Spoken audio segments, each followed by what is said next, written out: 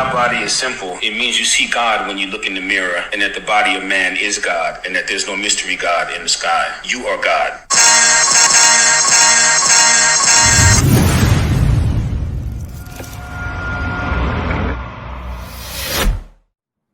Hey, welcome to another episode of The Anabolic Mind, where we take people from all walks of life and ask them about how health and wellness interplays in their life and helps them on an entrepreneurial level and on a personal level. And with that, I got my girl, which we have not met in person, but I feel like I actually know you.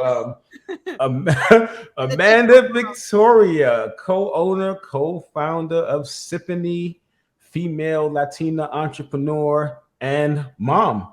Yes, and mom. Yeah. All kinds of things. And that's wow. Yeah. So welcome to the show. Thank you so much, Mark. It does feel like I know you. I am a big fan of everything you stand for. So I love it all.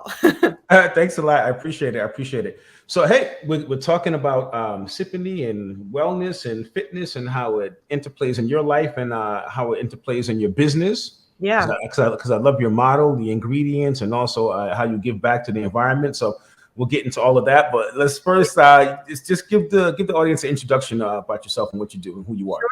Sure. So my name is Amanda Victoria. I am the CEO and founder of 𝙤𝙬𝙖, like you mentioned, and I'm also a mother. So essentially, I'm a mother in business and an entrepreneur and a founder. I've worked in the world of wine and spirits for 17 years, I guess, since 2005. So it's a weird dichotomy with health and wellness when you think of wine and spirits. But I think being in the industry that I work in has pushed me more towards my health from a younger stage. And it's something that I've taken throughout my whole life now. So what's your fitness background? What did you do when you were young? So young fitness background growing up, I grew up as a ballerina. I grew up running. I grew up doing track and field and sprinting mostly. And then, of course, basketball, softball, all the sports. I grew up as an athlete for sure. Wow. But I took I took some time off of that to get into the hedonistic life, I guess, in my early 20s.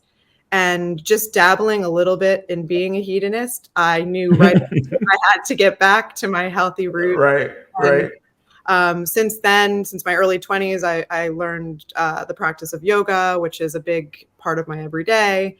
Cycling is a big part of what I love now. Running still, and cardio, getting that heartbeat up, and eating right, and wellness is very much the key to my success in my whole life. It comes back to health and wellness. Wow, that's good to hear. I didn't start out like that. I was a fat kid. I used to get my allowance, and I buy now laters, and I put them on the radiator and make now later sandwiches, like real hood kid in Brooklyn. Yeah. Oh my God. Yeah. Oh yeah. I had man boobs and a 45-inch waist. My whole thing was totally different than you're growing up. But yours is how it's supposed to be. So that was good. No, that's awesome. It sounds like you were really innovative in dabbling outside of the healthy stuff that pushed you into where you are. Yeah, absolutely. So you started off like that, and then okay, well, you know what's interesting? I've trained a lot of people in the beverage industry, a lot of people you'd be surprised how many occupations corporate wise turned into evening cocktail dinner. Yeah. I don't think people have any idea, because most of the deals in the business are done over dinner and cocktails as opposed to actually in the office. So my clients are always challenged with, you don't want to be the one who's not drinking, but you don't want to drink something unhealthy, and you don't want to be drinking every night.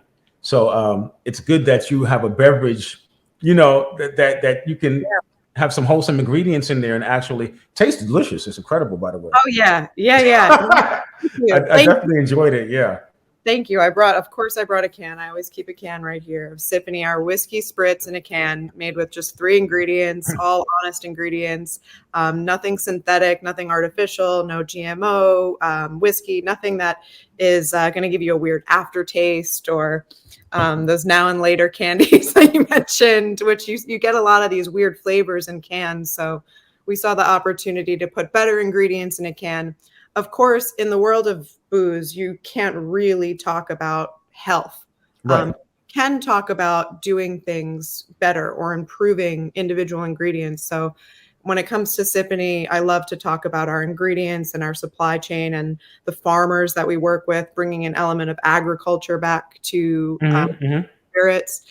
But yeah, you mentioned how these deals happen over the table, and life is ingrained, society is happening over what we eat and over what we drink.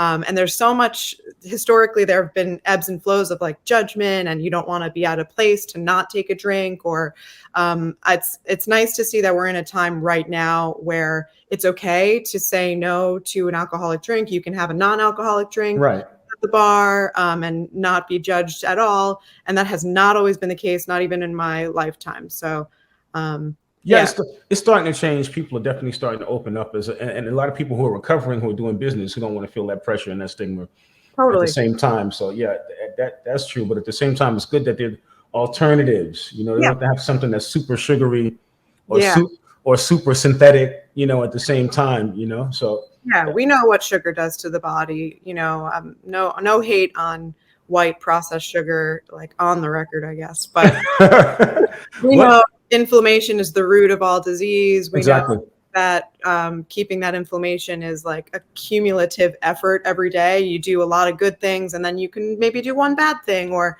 if you can take a drink, and we use honey instead of simple syrup or white processed sugar.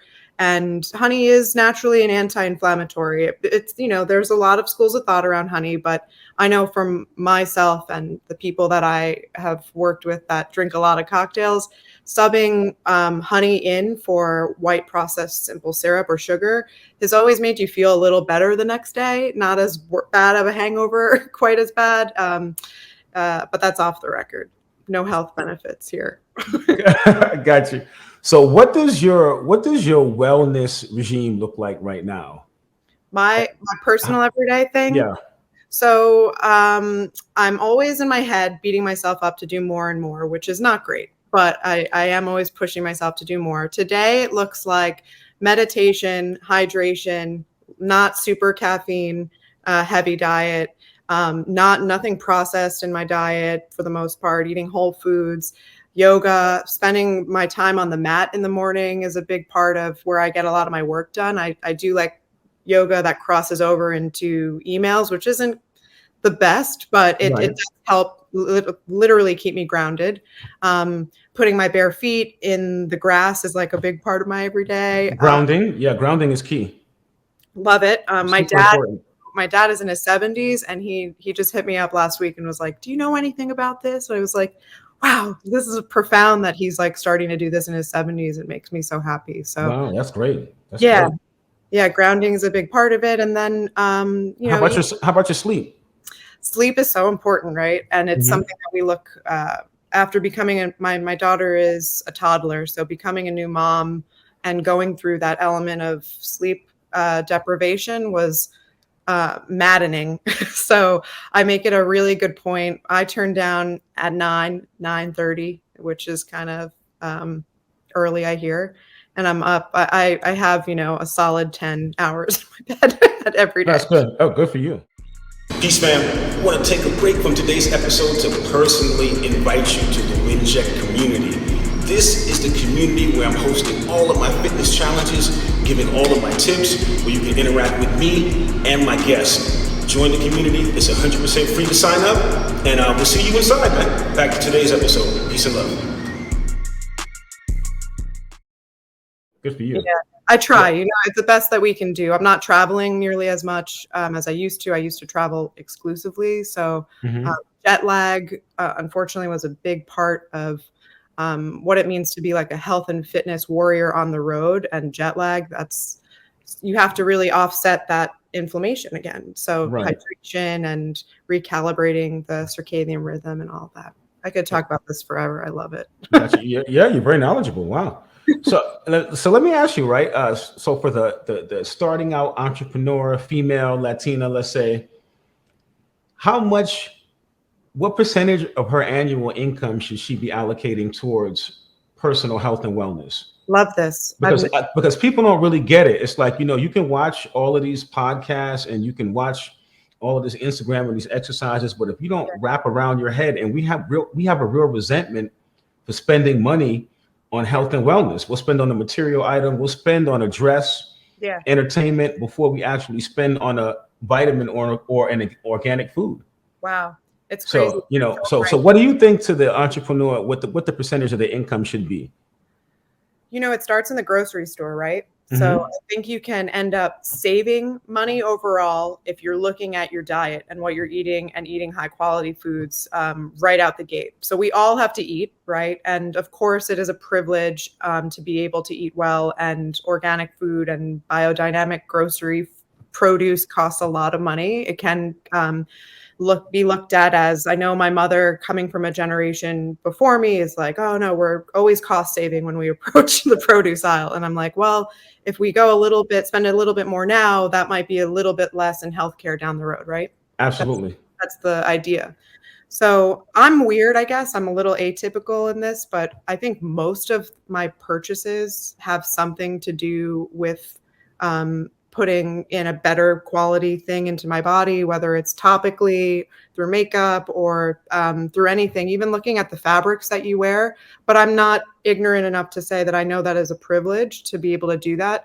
So making small, little things that you can do, just starting with your diet and starting with what you put in your mouth, I think is a great place to start with whole food, right? Okay. Yeah. So you definitely have to budget in your food and factor in, if you would say, if that's the one thing, it would be to make sure you allot for. Yeah. I agree. I agree with that, because you may not make it to the gym, but you have to eat. So you can much better control your health utilizing proper food and diet than actual exercise and activity. Totally. I think starting with that, and then of course the things that you can get for free, perceivably, is just walking outside, trying to 15 minutes of sunshine at least per day, the grounding that we spoke about. There are a lot of things that you can do for your health, a lot that are perceivably less cost. So again, there's still, you can get out to the park. That doesn't cost anything. That's true. Yeah. I love seeing the guys in the city, in New York City, working out like on the park. Getting it in, outside. The best shape that I've seen in a lot of individuals, and just you can turn exercise, almost anything, into exercise, right? Yeah. Jump rope costs $5. Right. You know, you can jump rope for nothing and work out.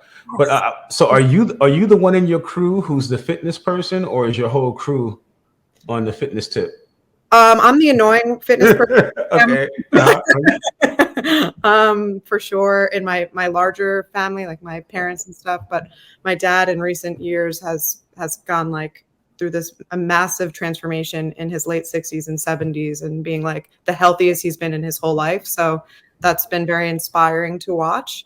But yeah, my partner in life, he is a cyclist, an Uber cyclist. If he even saw me talking about fitness right now, he'd be like, I'm the fitness guy. So I like to surround myself with people that elevate me to be more fit too. I think it's helpful. And that's another thing that you could do for free.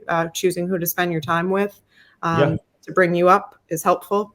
Right. Social wellness. Yeah. Look at that. That's what they're calling that right now. The people you hang out with and associate with. You know, there's so many pillars. I can count off 8, but I think there's like 12, 13.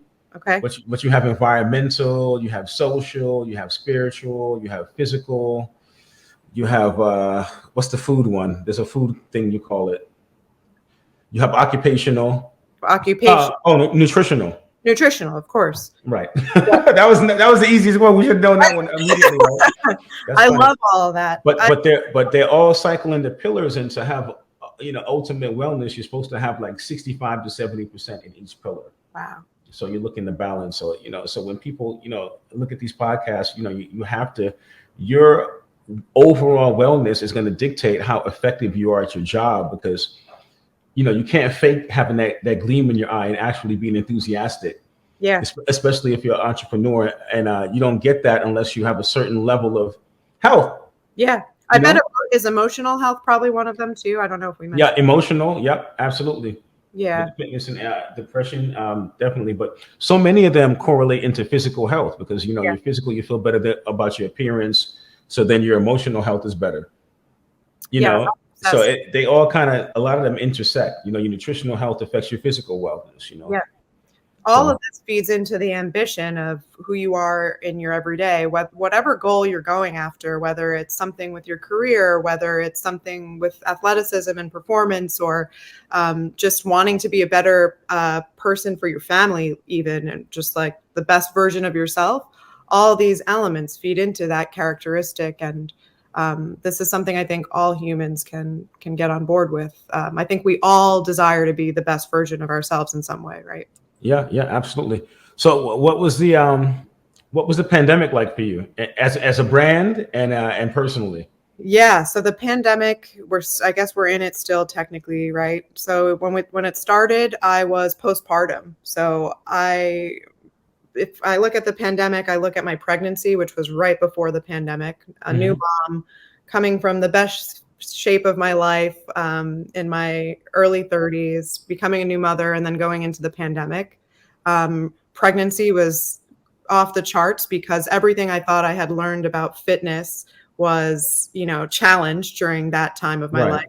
And then right after that, going into the pandemic, so postpartum into the pandemic, and then starting a new company too within all of that, which was I always say I was riding the wave of creation, because when you're pregnant, you're literally creating and cooking. Right. So, yeah, it was an interesting time. I don't know if I'll ever get that much passion again, but we'll see, Right. So I was building, and then I had I looked at the pandemic. Of course, there was a lot of fear in the beginning. There was a lot of uncertainty for all of us. There was a lot of separation from our loved ones and our communities, and rushing into the digital era, which was heightened during that time too. But I looked at it at some point when I let the fear sort of subside and trusted that I could do the very best for my health, as best as you can be. A pandemic is a great time to focus on your health, right? As much as you can. So kind of going back into myself and trying to get back to source, I guess, or like the spiritual aspect, because you're being challenged by what's going on in the world. We all were. So I looked at it as a practical time to go inward a lot and create. And that's how the company was born, out of all of that turmoil and uncertainty. Okay. Wow. That's great. You were able to adapt.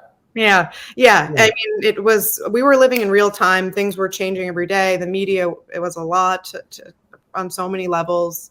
So trying to shut out the noise and focus on trying to use a time of uncertainty as creativity, and to also get back into the body and to lean on wellness and everything that we all had this tool set before the pandemic of what healthy meant to us, right? And the pandemic kind of Change it all. Yeah, absolutely. Our whole idea of what health could be. And it was getting back to basic roots with all the noise of the media, with everything that was happening, just like focusing on taking care of yourself, because this was the time to do it. You had no choice. Yeah, you had no choice. And I think people went within, and I think it was a great time for creatives. Yeah. Because they didn't have that outside distraction. I was able to come to a couple of epiphanies. One was that I definitely have to invest in my immune system and health, because these pandemics are going to be never ending. Yeah. So that was the whole thing, is really me to focus on immuno health, and two, alternate sources of revenue outside of training in the gym, because you never know, you might have access. Right. So for me, it was a real pivotal and forced me to really get online. Yeah. And to change the structure of my business and start focusing more on international. Business. World. So it was interesting. Yeah, it was an interesting time for a lot of creatives, and it forced a lot of people. It was a sink or swim type of scenario, and a lot of people stayed home. They find they did better. Yeah. And didn't get back into the workforce, because United States has the highest work week of anywhere in the world. Yeah, that's absolutely true. There's I hope that the history books in the future will look back and see that some of the things that are now steering humanity in completely different directions, like the work week and like the 4-day work week and less, and working from home and stuff like that. It started out of necessity, out of crisis, out of the most recent pandemic that we're still in. So maybe history will show that there was some good that came out of this mess. And at some point I started to peel the onion back and be like, okay, like there's always perspective is reality, right? So how you look at something is a matter of your health too, in a lot of ways, so your emotional health, and trying to reframe it as an opportunity to create and to be innovative and resourceful. And I can't imagine the gym life, that was a big hit. Peace, fam. Before I end today's episode, I just wanted to answer a question I frequently get asked. Number one question, how can I get my content out there? How can I interact with my audience? And my answer is always WINJECT Studios. This is where I'm getting all of my stuff edited. This is where I'm posting all of my challenges. This is where I'm interacting with all of my fans and followers. This is where I'm giving all my fitness tips. This is where all of you people can interact with the people who I'm interviewing on the podcast. You can get better insight. I suggest you do the same thing. It's 100% free to sign up, and I'll see you back inside. Thanks for watching. Yeah, I haven't been back to the gyms too much. Most of my clients are training at home, or we're doing like private gyms. But I have very little clients that I'm actually going to see in a commercial gym. That's changed, definitely. And you had to go more into the world of digital and yep, absolutely, online, and and it's cool because you're reaching so many more people. It forces you, because I was kind of lazy with my celebrity clients, but yeah, it forced me to get off my ass and and really develop the business. So that was a plus. I mean, you're in reality, you're all of the stuff that I see and I follow of your work online. You're out there doing God's work, like lifting people up, giving us the motivation. It's really valuable during a time like this, your work. Well, thanks a lot. I appreciate it. In the pandemic, I taught class 4 times a week online for free. So it really was a great time for me to develop my brand, because people were at home, they were captive, they had to do the workouts, they were gaining weight. So I was really able to connect with a a large group of people, and take them through the pandemic. So that was a great experience for me. And and a lot of people stayed in shape at the same time and supported each other.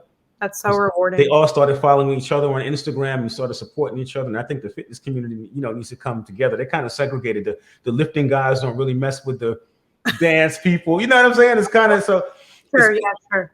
So it's good to see. It was good to see everybody rocking together. Yeah. So if you can give, like, what are your top 3 tips? No. Oh, wait. Let's get into what kind of shape are you in right now? I consider myself not in the best shape of my life at the moment, but not in the worst. It depends, again, how I look at it. My body gave birth to a human and right. created a little hand and another little foot and like inside of me. And that's mind blowing to think of the body that way. But coming into understanding my new body, sorry. That's all right. It's okay. As a mom has been different. I guess now the frame is all different, but that's okay. It closed up. Oh, let me see if I can switch it. And I had my do not disturb and all of that up. Let me see. Nope. It kind of zooms you in. But that's okay. That's okay. I'll just back up. I'll just physically back up. Yeah, there you go. There you go. Yeah. So the coming into your new body as a mother, I think for any of the women out there who are mothers, that's a big adjustment, right? Because in some ways the body doesn't ever go back to how it was before. It's very transformative. So there's that, but at the same time, a lot more respect and appreciation for my body. So doing a little bit every day, always, at least. I always have my mindset to check in on, and my inner voice is always holding me accountable. So that's beautiful. What's your diet looking like right now? Diet is looking like a lot. I've been playing with a lot of fasting. So I don't want to go like on the record to recommend this to anyone, because the verdict is out on fasting, but it works for me. I do find that my body repairs itself better when I'm giving it the digestive rest. So I've done a lot of daily intermittent fasting. Historically, I've done like crazy 21-day fasts and stuff like that. But now as a mother, wow, 21 days. Wow. How was that? That was crazy. That was wow. Yeah, that was I've done some fasts, but not that long. Yeah, that was a little nuts. I was in my 20s. I was a different time. I was a much younger woman, and mindset, right? Yeah, mindset. That is one thing for sure. But daily fasting, just like taking a break, like a 16-hour break, 18-hour break, 21 1 hour break from food and having more whole foods in the middle of the day or whenever you break your fast has been something I've been doing more of to get the postpartum weight back to where it should be. And whole foods is just like how I've always lived. You know, I eat an avocado or two a day, and I always have a green smoothie in the morning. That's my fun ritual, is to make a green smoothie with a lot of ginger and turmeric and yeah, all the great superfood and nutritionally dense foods. Yep, that's right. That's the right word. There you go. Yeah. Oh, very good. So where can people get 𝙤𝙬 from? Yes. So I'll bring in a can, even though my head is so big. I know we got to close out, right? Yep, here we are. So you can get 𝙤𝙬 online at shopsiponey.com. That is shop, SIPONEY.com. You can also find it across the country in bars and restaurants where fine spirits are sold. You could always ask for it. If it's not there, we're around. Yeah, but overall, we do ship directly to your doorstep. So online is the best place in a lot of ways. And guys, it is delicious. Let me tell you, very good. Very Thank good. you so much. It's definitely inspired by my wellness journey, my personal wellness journey, but again, not bringing the health element into the alcohol world, but just bringing better ingredients into the world of alcohol. All right. And your top 3 tips for entrepreneurial and overall wellness? Top 3 tips for entrepreneurial and overall wellness, I would say entrepreneurial, number 1, find a healthy outlet for rejection. I say that a lot. 99% of my job as an entrepreneur is bringing something new into the world with innovation. And when you do that, you have rejection. So being able to find a place for rejection is important, whether that's meditation, journaling, your Peloton, running, yoga, meditation. Again, I'll mention that's something that I use. So finding a place for rejection, being able to take a break when you can is important, just pulling back. And hydration is a big one, I have to say, that most of the people I know are not drinking enough water, but of course don't drink too much water, but drink more water. Right. Those are the 3 big ones for me. Yeah. Well, hey, thank you so much. It was a pleasure having you. We got to meet in person one day, get a workout in. Yes, very soon. I hope. Yep, I'd love to work out. It would be. But give us the website one more time. Okay. The website is shopsiponey.com. That is shop, SIPONEY.com. And we deliver nationwide. Hey, thank you so much. Hang on. I'm going to outro us. I'm going to get right back. Hang on. Peace and love, guys. Thanks for listening in. Watch your diets.